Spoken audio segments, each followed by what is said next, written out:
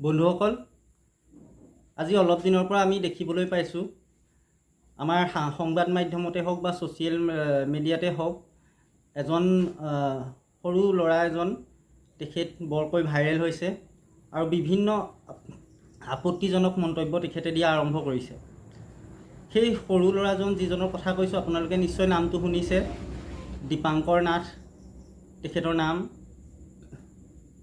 সৰু ল'ৰা বুলি এইকাৰণেই কৈছোঁ, তেওঁ 2003 চনত জন্ম, অৰ্থাৎ তেখেতৰ বৰ্তমান বয়স হৈছে প্ৰায় 20 বছৰ। হয়তো তেওঁক মই ব্যক্তিগতভাৱে চিনি নাপাওঁ, হয়তো তেখেতে বয়স হিচাপত ডিগ্ৰী লাষ্ট ইয়েৰত পঢ়ি থাকিব লাগে বা যদি পঢ়ি আছে মাষ্টাৰ ডিগ্ৰী পঢ়িব লাগে, কিন্তু এইটো তেখেতৰ পঢ়াৰ বয়স। কিন্তু এই পঢ়াৰ বয়সত তেওঁ বিভিন্ন সংগঠনৰ লগত জড়িত হৈ বিভিন্ন আজে বাজে মন্তব্য যিকোনো সময়ত দি থকা দেখিবলৈ পোৱা গৈছে। এই দীপাংকৰ নাথ কোন, প্ৰথমতে আমি জানি লওঁ আহক। আজি তেখেতৰ এটা ভিডিঅ' পালোঁ, মিয়া খেদুৱালৈ এনেধৰণৰ এটা ভিডিঅ' পালোঁ, আৰু ভিডিঅ'টো পোৱাৰ পিছত মোৰ আচলতে জানিবলৈ মন গ'ল প্ৰায়ে বিতৰ্কিত মন্তব্য দি থকা এই দীপাংকৰ নাথনো কোন। তাৰপৰা মই ফেচবুকত চাৰ্চ কৰিলোঁ, চাৰ্চ কৰোঁতে দেখিবলৈ পালোঁ দীপাংকৰ নাথ তেখেতৰ দুটা ফেচবুক একাউণ্ট আছে। এটা হয়তো বৰ্তমান বন্ধ কৰি থৈছে যদিও ক'ব নোৱাৰি। সেই ফেচবুক একাউণ্ট দুটাৰ এটা ফেচবুক একাউণ্টত আছে তেওঁৰ যিটো পজিশ্যন, ৱৰ্ক পজিশ্যনত আছে যে বায়'ত তেখেতে লিখি থৈছে কেন্দ্ৰীয় প্ৰচাৰ সমিতি, কুটুম্ব সুৰক্ষা পৰিষদ। কিন্তু যেতিয়া মিডিয়াত তেখেতৰ প্ৰচাৰ কৰা হয় আমি দেখিবলৈ পাওঁ যে তেওঁ অসমীয়া যুৱ মঞ্চৰ সাংগঠনিক সম্পাদক হিচাপে মন্তব্যসমূহ কৰে। আৰু তেখেতৰ নতুন যিটো একাউণ্ট সেইটোত তেখেতৰ সেই অসমীয়া যুৱ মঞ্চৰ পৰিচয়টোৱে দিয়া আছে। কথা হ'ল কুটুম্ব সুৰক্ষা পৰিষদ কি হয়?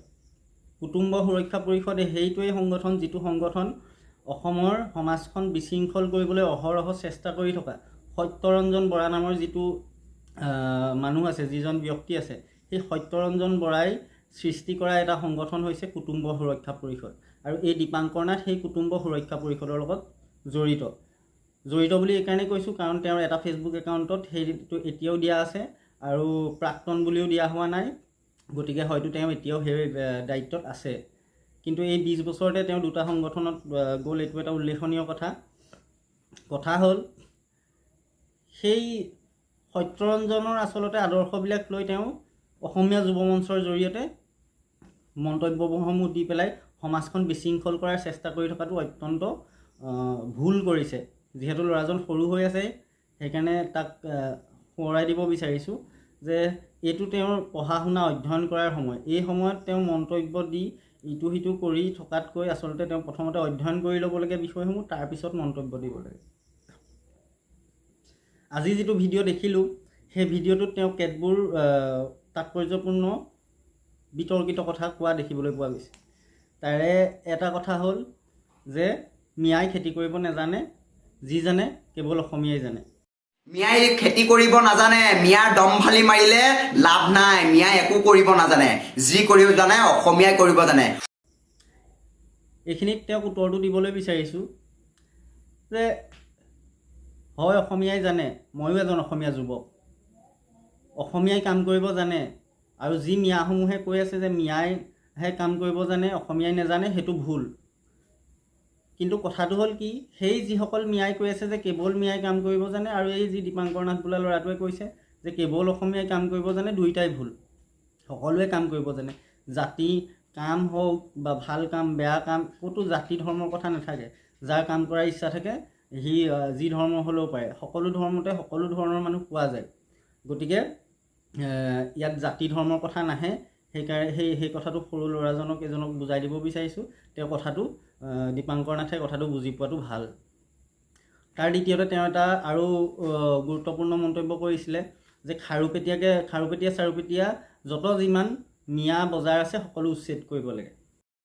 খাৰুপেটীয়া চাৰুপেটীয়া গোটেই মানে যিমান মিয়াৰ বজাৰসমূহ আছে চব উচ্ছেদ কৰি দিব লাগে। ইয়াত মিয়াৰ বজাৰ নালাগে, মিয়াৰ খেতি আমাক নালাগে। এই কথাটোৰ পৰা আমি এইটো বুজিবলৈ পাৰিছোঁ সত্যৰঞ্জনৰ তেখেতৰ ওপৰত যিটো ইনফ্লুৱেঞ্চ, সেই ইনফ্লুৱেঞ্চটো এতিয়াও আচলতে নাইকিয়া হোৱা নাই। সেই যিটো সত্যৰঞ্জনে সৃষ্টি কৰা সাম্প্ৰদায়িক যিটো বিষবাষ্প সেইটো এতিয়াও তেওঁৰ গাত সোমাই আছে। সেইকাৰণে তেওঁ এইবিলাক মন্তব্য কৰিছে।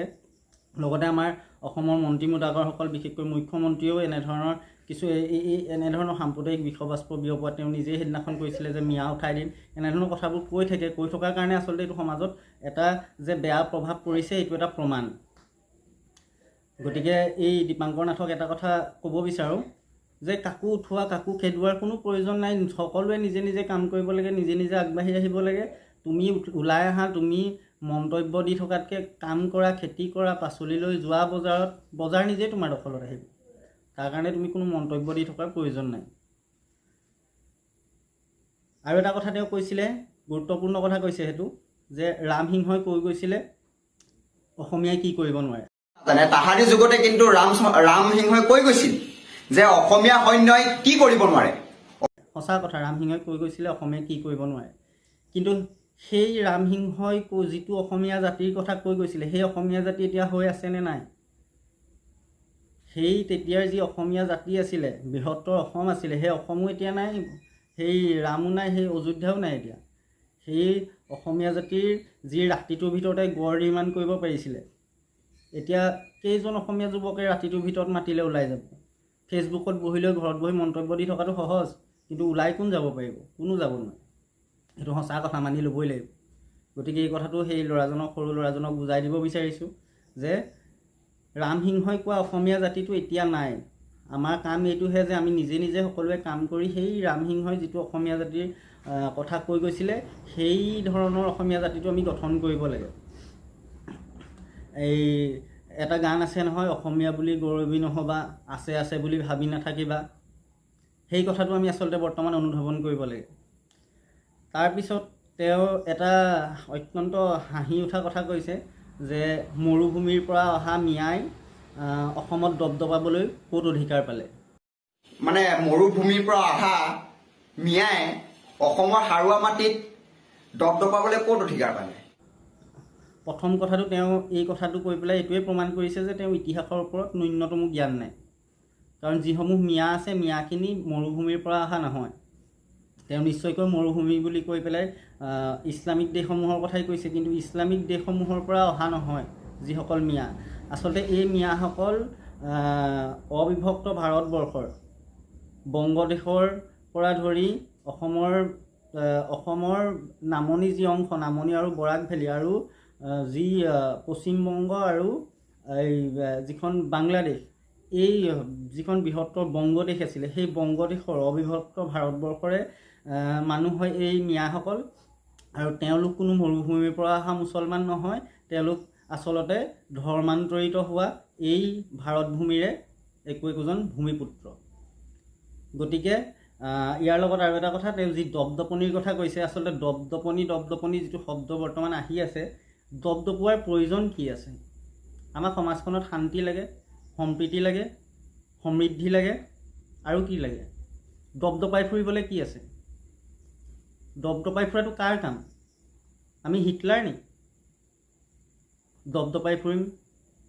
আমাৰ দপদপোৱাৰ প্ৰয়োজন কি আছে? নিজে নিজে কাম কৰি নিজে নিজে আমাৰ নিজৰ জাতিটো কেনেকৈ সমৃদ্ধিশালী কৰিব পাৰোঁ সেইটো চিন্তা কৰিলেই যথেষ্ট। সেয়াই দপদপনি। আকৌ মুখেৰে আবুল তাবুল বকি দপদপাই থকাৰ কোনো প্ৰয়োজন নাই। তাৰ পৰৱৰ্তী তেওঁ আৰু কিছুমান কথা কৈছিলে যে মিয়াই কি কৰি আছে অসমত, সত্ৰৰ মাটি দখল কৰিছে, চুৰ কৰিছে, ডকাইত কৰিছে, অমুক কৰিছে, তমুক কৰিছে। তেওঁ হয়তো গম নাপায় এই যোৱাবাৰত যিটো মেডিকেলৰ যিটো এণ্ট্ৰেঞ্চৰ ৰিজাল্ট দি গ'ল, তাত প্ৰায় বহু সংখ্যক মিয়া ল'ৰা ছোৱালীয়ে ছিট লাভ কৰিবলৈ সক্ষম হৈছে।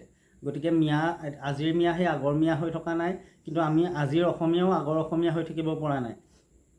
মিয়া যি জাতি পিছ পৰি আছিলে সিহঁতি আগবাঢ়ি আছে, আৰু আমি যি আগবাঢ়ি আছিলোঁ আমি পিছ পৰি গৈ আছোঁ দিনক দিনে।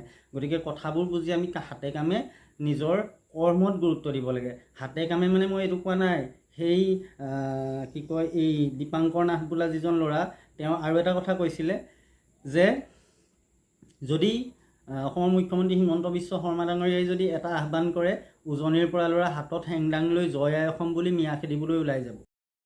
অসমৰ মুখ্যমন্ত্ৰী হিমন্ত বিশ্ব শৰ্মা ডাঙৰীয়াই যদি 1 মাহৰ ভিতৰত অসমৰ পৰা মিয়া খেদিব পাৰে, তেনেহ'লে আজীৱন অসমৰ মুখ্যমন্ত্ৰী হিমন্ত বিশ্ব শৰ্মা ডাঙৰীয়াই হৈ থাকিব আৰু আপুনি এবাৰ আহ্বান জনাওক যে মিয়া খেদিবলৈ হাতত হেনদাং লৈ পেলাই আমাৰ উজনি অসমৰ ল'ৰা ওলাই আহ, আমিও মূৰত গামোচা বান্ধি হাতত হেনদাং লৈ পেলাই জয় অসম ধ্বনি দি পেলাই কি কৰিম, মিয়া খেদিবলৈ আমিও আপোনাৰ লগত ওলাই যাম।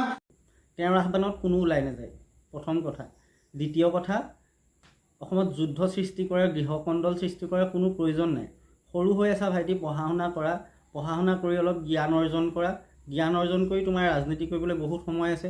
তুমি ভাল কথা ক'ব পাৰা, বহুত বাকপটু, তুমি আগলৈ ভাল তোমাৰ ৰাজনৈতিক কেৰিয়াৰ হ'ব পাৰে তুমি যদি আহা ৰাজনীতিত। গতিকে প্ৰথমতে তুমি অধ্যয়ন কৰা। ক'বৰ কাৰণে ফাৰ্ষ্টে অধ্যয়ন লাগে, কাৰণ মূৰ্খৰ স্থান জ্ঞানীৰ সভাত তেতিয়ালৈকেহে থাকে যেতিয়ালৈকে সি মুখ নোখোলে। গতিকে আমি প্ৰথমে জ্ঞান অৰ্জন কৰা উচিত। তাৰপিছত যদি আমি মুখ খোলোঁ তেতিয়া আমি সেই জ্ঞানীৰ সভাৰ পৰা বয়কট হ'বলগীয়া নহয়। গতিকে কথাটো বুজি তুমি অধ্যয়ন কৰা, আগলৈ তোমাৰ ভাল ভৱিষ্যত আছে। বাকী গোটেই ভিডিঅ'টো যদি মই ভিডিঅ' ক্লিপসমূহ তাত দিছোঁ, ক্লিপসমূহ চাইছে। এই যি বৰ্তমানৰ এই যিটো বিষময় পৰিস্থিতি সৃষ্টি কৰিছে আমাৰ মুখ্যমন্ত্ৰী ডাঙৰীয়াই সেইদিনাখন যিটো মন্তব্য কৰিছিলে যে উজনিৰ পৰা ল'ৰা ওলাই আহিলে মিয়া খেদি গুৱাহাটী চাফা কৰি দিম, এই মন্তব্যবোৰ আচলতে আমাৰ মুখ্যমন্ত্ৰীজনেও দিয়া উচিত নহয়। কিয়নো তেওঁৰ সেই মন্তব্যৰ আলমতে আচলতে আজি এই সৰু 20 বছৰীয়া এজন ল'ৰাৰ মনত এনেকুৱা এটা বিষবাষ্প সোমাই গৈছে।